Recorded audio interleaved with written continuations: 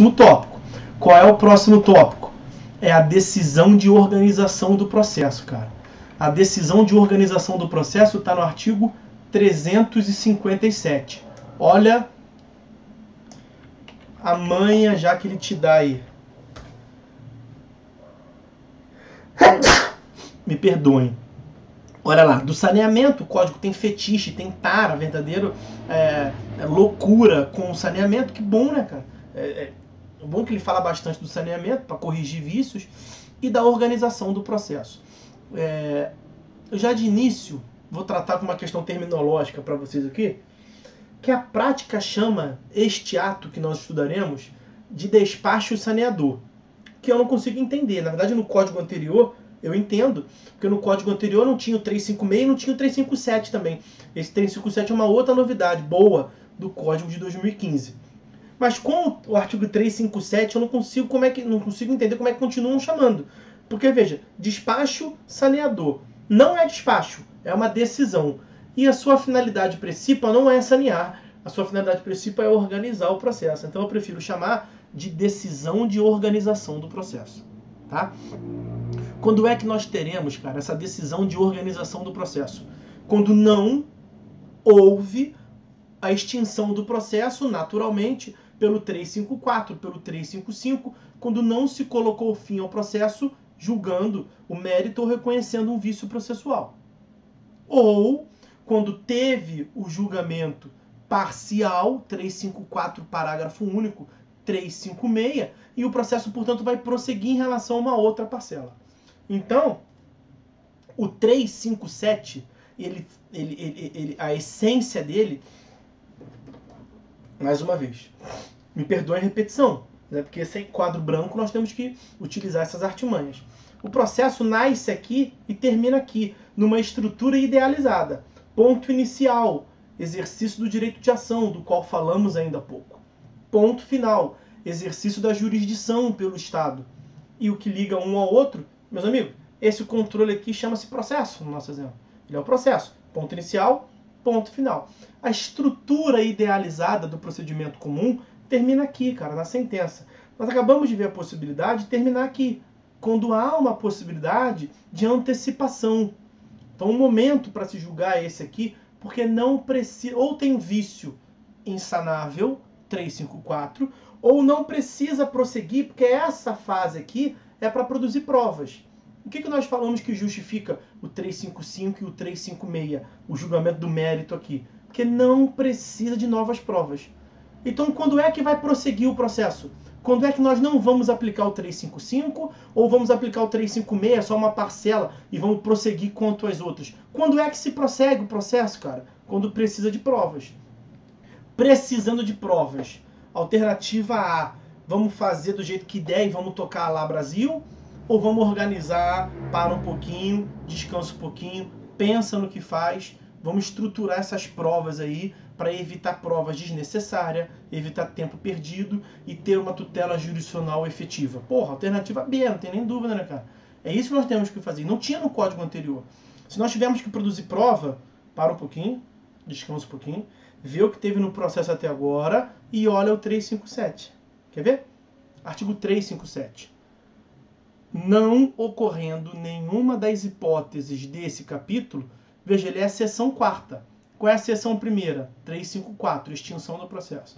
Seção segunda, 355, julgamento antecipado do mérito. Seção terceira, 356, julgamento antecipado parcial do mérito. O que ele está dizendo é o seguinte, não sendo o caso de aplicar os artigos anteriores, me aplique 357. Porque se você não colocou fim ao processo pelos artigos anteriores, ou não tem vício insanável, ou você precisa produzir prova. Então vem em mim. É isso.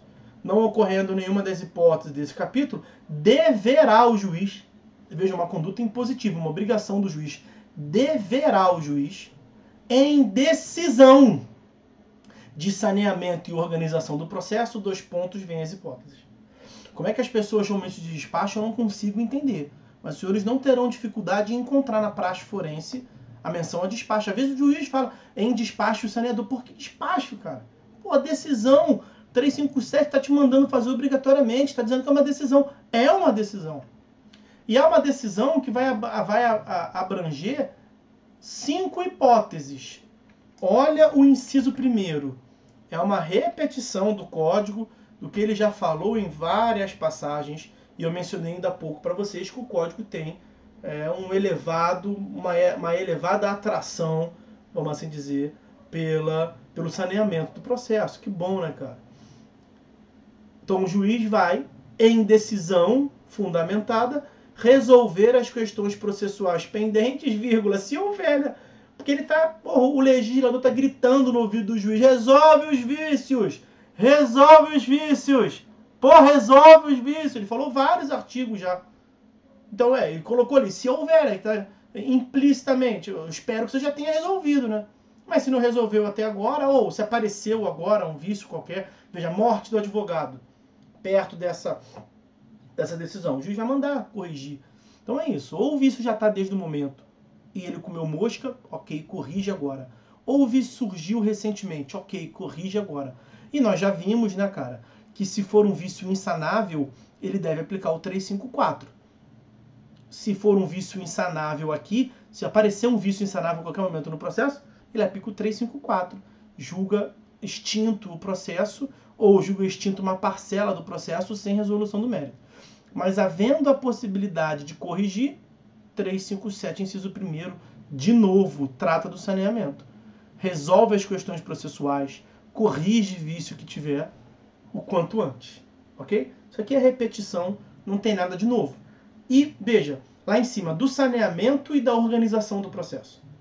Alguns chamam decisão de saneamento e de organização. Eu não chamo decisão de saneamento, cara, porque só tem um inciso de 5, então 20% dos incisos são dedicados ao saneamento, e não é só aqui que se faz saneamento. Na verdade, saneamento é uma ideia.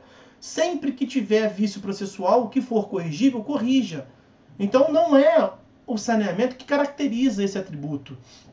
Quando é que nós teremos o 357? Quando não houve a extinção porque tem necessidade de produzir provas. Então o 357 ele é como que um 10 de um time que pega ali do cabeça de área, vira o corpo para o atacante para tocar a bola. O que o 357 está dizendo? Eu preciso produzir prova. Então ele está olhando para frente, a sentença está lá. Ele está mirando na sentença, a sentença está lá. A meta é chegar lá, chegar no gol. Eu tenho que articular isso aqui. O 357 é o 10. Ele está articulando a jogada. Está distribuindo o passe. O juiz está determinando o que tem que fazer para chegar ao momento final. E isso ele faz como? Saneando o vício? Não. Sanear vício ele faz o tempo todo no processo. Aqui o código está se repetindo. Na verdade, os incisos 2º, 3º, 4º e 5º, todos tratam sobre prova. Então, para mim, é uma decisão de organização da atividade instrutória do processo. Vejam o inciso 2º, para não deixar dúvida. Vejam o inciso 2º, para não deixar dúvida. Então, nessa decisão, já que precisa produzir prova, se não precisasse, ele já teria colocado fim. Então, já que tem que produzir prova, vamos organizar essa instrução probatória. O juiz vai decidir delimitando as questões de fato, sobre as quais recairá a atividade probatória, especificando os meios de prova admitidos. Então já vai vendo, meus amigos. Nós vamos ter aqui aulas sobre prova. Já vai vendo que as provas incidem sobre os fatos. O juiz vai delimitar quais são os fatos da causa. Temos fato 1, fato 2, fato 3, fato 4, fato 5. Fato 1 já está provado. Não me venha com prova do fato 1. Fato 2 é irrelevante. Não me venha com prova do fato 2. Que é o juiz que delimita isso. Para resolver a causa, eu tenho que entender melhor, eu tenho que compreender, eu tenho que me provar os fatos 3, 4 e 5. Então que comecem os jogos. Os fatos que são prováveis nesse processo, que deverão ser provados nesse processo hipotético que estamos aqui vendo, são os fatos 3, 4 e 5. Ele delimitou quais fatos que vão receber provas. E ele está distribuindo. Ele vai especificar os meios de prova admitidos. São vários meios de prova, são várias espécies de prova, que nós mencionaremos aqui também. A parte vai indicar no momento inicial lá, lembra da petição inicial e da contestação? As partes indicam o meio de prova. Até vimos que aquele não é um momento próprio, o momento próprio é esse aqui. Por isso que geralmente antes de proferir essa decisão aqui, o juiz profere um despacho assim, especifiquem as provas, agora aqui perto de eu decidir, as provas que pretendem produzir.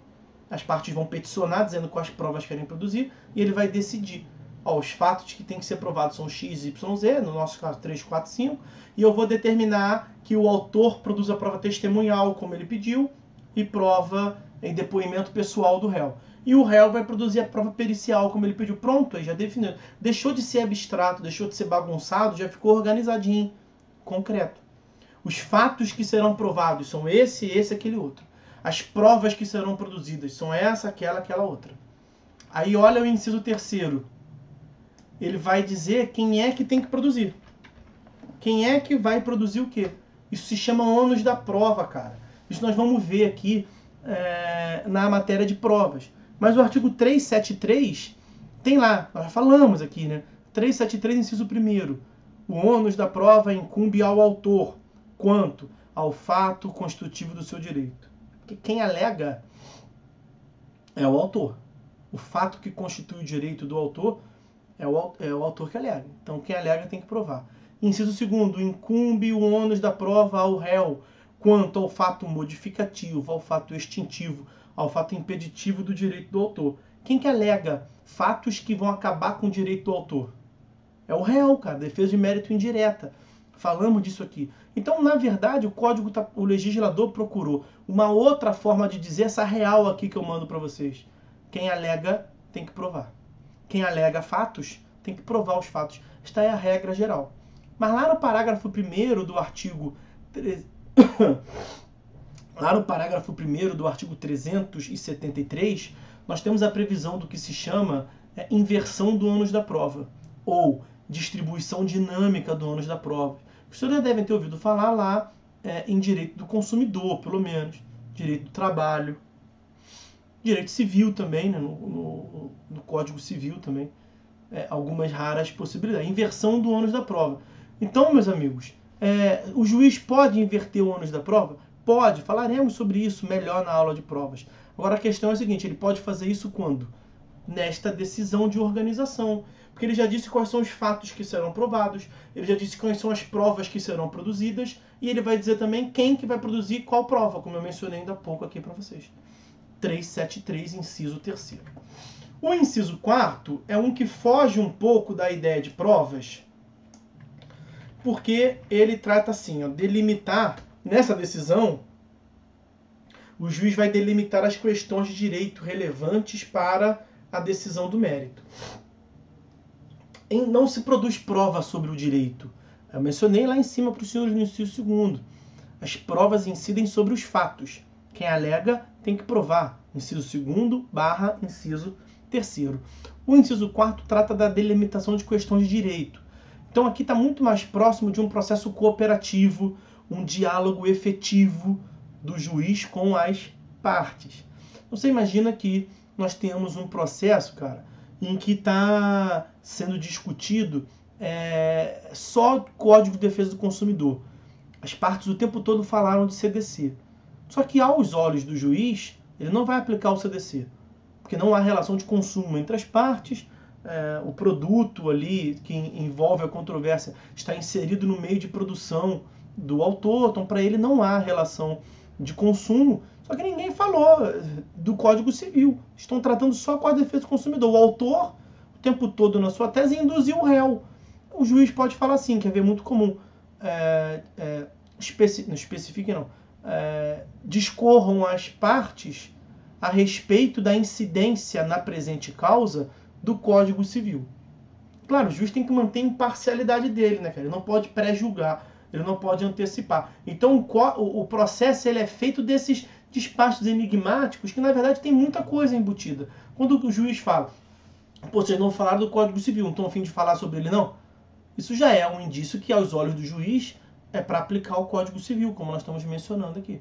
Só que o contraditório participativo, o contraditório efetivo, lá dos artigos 9º, artigo 10 do CPC, o juiz não pode proferir decisão sobre que as partes não tiverem oportunidade de alegar, de controverter. Então, se ninguém falou sobre o Código Civil, a lógica atual do Código é que o juiz não pode se pronunciar, então, sobre o Código Civil. Claro, é uma questão de ordem pública. Então, ele pode se pronunciar de ofício, mas ele não pode se pronunciar de ofício sem dar à parte oportunidade de se manifestar. Então esse 357, inciso 4º, ele tem uma relação direta com o inciso 10, vai lá, inciso 10, com o artigo 10. Vai lá ver o artigo 10, cara. Então, veja, o critério de julgamento é o juiz que define. Se vai aplicar o Código de Defesa do Consumidor ou o Código Civil, eu vou pegar lá para vocês. É o juiz que define. Isso não tem dúvida. O juiz pode se pronunciar de ofício sobre qual é a matéria que ele vai utilizar para julgar? Claro que pode. Não tem dúvida quanto a isso. Só que o artigo 10, espero que os senhores se lembram bem do artigo 10, o artigo 10 tem a previsão de que mesmo sendo uma matéria de ofício, mesmo que o juiz possa se pronunciar sem ninguém ter pedido, como é o nosso caso, falaram de consumidor o tempo todo, não falaram do Código Civil. Trataram de uma relação desigual, e para o juiz a relação entre eles é igual, é Código Civil. O juiz pode aplicar o Código Civil? Pode. Pode aplicar o Código Civil surpreendendo as partes? A decisão surpresa, como é que é? Pegadinha do malandro? Não pode. Ele tem que antes avisar as partes que aos olhos dele incide uma outra questão de direito que nós estamos discutindo. Ó. O juiz não pode decidir em grau algum de jurisdição com base em fundamento, Código Civil, fundamento de direito, fundamento a respeito do qual não se tenha dado às partes oportunidade de se manifestar, ainda que se trate de matéria sobre a qual deva decidir de ofício. Ele poder se pronunciar de ofício é uma coisa. Ele se pronunciar de ofício sem abrir em contraditório, em cooperação, é uma outra coisa. Então, o 357, inciso 4º, tem esse ganho, cara. Tem esse ganho de garantia fundamental, de contraditório e de cooperação. Coloque o artigo 10 ali do lado desse do 357, inciso 4º, que só vai te fazer bem. E aí, por fim, o 357, inciso 5º do CPC, que é o seguinte, ó. Inciso 5º ali é do 357, que nós estamos vendo aqui, evidentemente. 357, inciso 5º. O juiz vai designar, se necessário, a IJ, Audiência de Instrução e Julgamento. Nós falaremos aqui sobre a IJ. A audiência de instrução e julgamento, ela é necessária se realizar quando houver prova oral a ser produzida. O juiz lá em cima definiu quais fatos deverão ser provados. E disse quem vai produzir o quê? Inciso 3º. E disse quais são as provas que serão admitidas. Voltei para o inciso 2º. Quando ele diz quais são as provas que serão admitidas, ele já sabe se vai ter prova oral ou não. Então, ao delimitar no inciso 2º as provas, os meios de provas a serem utilizadas, se um desses meios de prova for uma prova oral, exemplo claro, testemunha, ele vai ter que marcar uma IJ, porque a colhida do depoimento da testemunha se dá em AIJ, Audiência de Instrução. A audiência é para a prática de atos orais mesmo, audição, a audiência. A audiência para produzir prova, a audiência de instrução, e o código até dá uma estimulada, já que você está aí, ó, julga logo isso aí, se der. A audiência de instrução e julgamento. 357, nós temos alguns parágrafos para ver.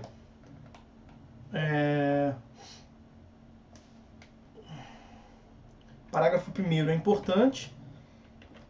Ele trata de uma estabilidade dessa decisão.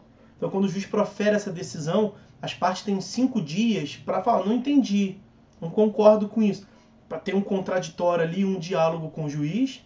Nesses 5 dias, percebam, são 5 dias comum, não é 5 dias para cada um, tá? São 5 dias comum. Então, as partes vão ter as duas 5 dias, corrido ao mesmo tempo. Se nesses 5 dias elas solicitarem esclarecimento, o juiz vai proferir uma outra decisão esclarecendo.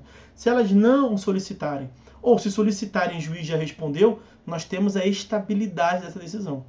Realizado o saneamento, veja, o código chama saneamento, cara, isso não faz o menor sentido. Realizada a organização da instrução probatória, as partes têm o direito de pedir esclarecimento ou solicitar ajustes no prazo comum de 5 dias, findo o qual a decisão se torna estável. Então estão todos vinculados àquela decisão. O parágrafo 2º trata da possibilidade dessa decisão de organização, ela já está pré-elaborada, vamos assim dizer, pelas partes. Nós não temos agora o fenômeno do negócio jurídico processual, do artigo 190, as partes podem levar, excelência, para poupar o seu trabalho, nós já trouxemos aqui de comum acordo quais são os fatos importantes para a causa, quais são as provas que pretendemos produzir. Então aqui é uma conduta cooperativa, né? Quando que vai pegar? Não pegou ainda, mas é uma previsão, é uma possibilidade que o ordenamento traz. As partes podem apresentar ao juiz para homologação, claro, homologar se o juiz concordar, né? Delimitação consensual das questões de fato e de direito a que se refere os incisos 2º e 4º, a qual, se homologada, vincula as partes e o juiz. Isso é processo cooperativo na veia. Parágrafo 3º. Se a causa for muito complexa, que também é processo cooperativo isso aqui, se a causa for muito complexa, o juiz pode chamar as partes no gabinete dele, marcar uma audiência. Uma audiência para realizar a organização do processo. Vem cá, autor, não entendi bem. O que você quis dizer com... Aonde você quer chegar? Quais são os fatos que são importantes? Você, em comunicação, em diálogo, em cooperação com as partes. Se a causa apresentar complexidade em matéria de fato de direito, deverá o juiz designar audiência para que o saneamento, a organização, seja feita em cooperação com as partes. Oportunidade em que o juiz, se for o caso, convidará as partes para integrar ou esclarecer suas alegações. Claro que tentou resolver as questões de cooperação com as partes, mas não conseguiu, o juiz vai decidir do modo dele. Mas é uma prática que deve ser colocado em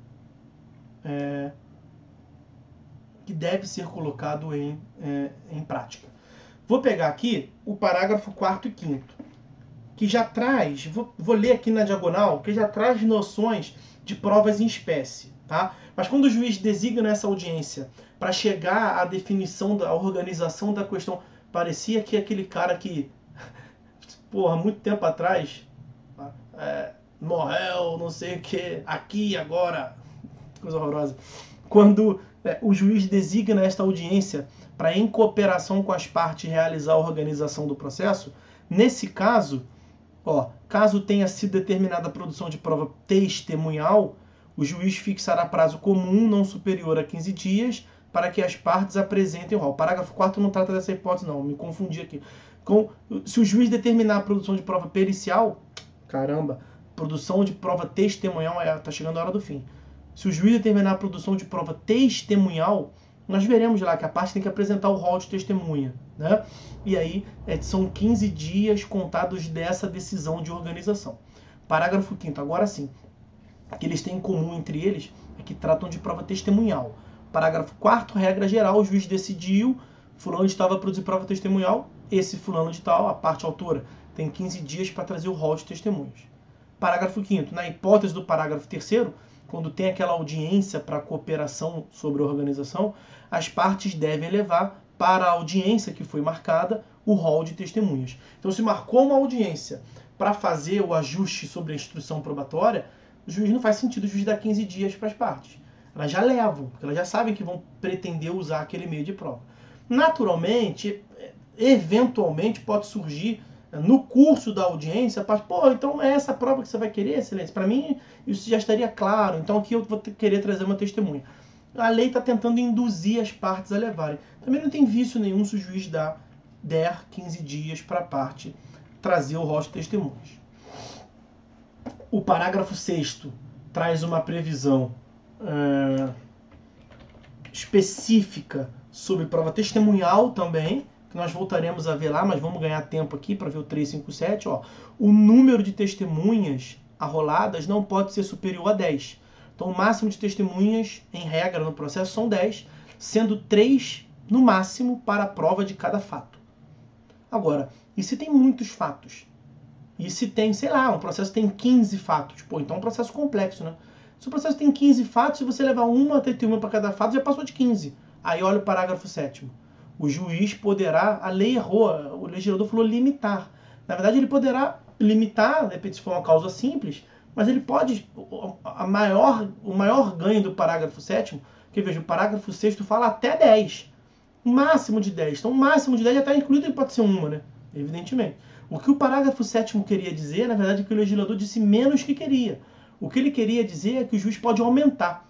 Então, o juiz pode aumentar o número de testemunhas levando em conta a complexidade da causa e os fatos individualmente considerados. Por isso que eu disse que são, em regra, 10 testemunhas, máximo.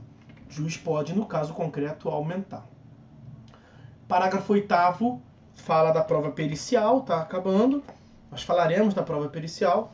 Caso tenha sido determinada, no inciso 2º, a produção de prova pericial, o juiz vai observar o que dispõe o artigo 465 e, se possível, vai estabelecer desde logo o calendário para a realização. O 465 está no capítulo do Código sobre a produção de prova pericial e trata lá da nomeação do perito, da especificação do objeto da perícia, do prazo para entrega do laudo. O juiz já vai dizer isso nessa decisão.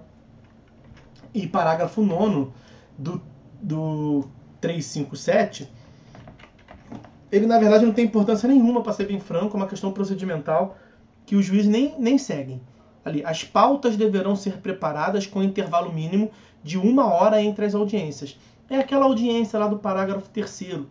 Então, o que está querendo dizer aqui é o seguinte: como tem uma complexidade, como você vai fazer em contraditório, não marca as audiências sequencialmente, uma 15 minutos após a outra, porque vai demorar tempo.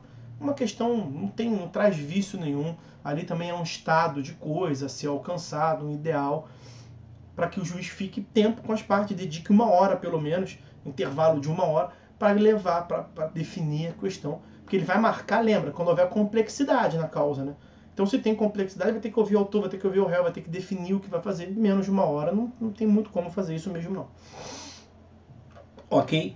Então, vimos aí, meus amigos, o artigo 357, que trata da decisão de organização do processo.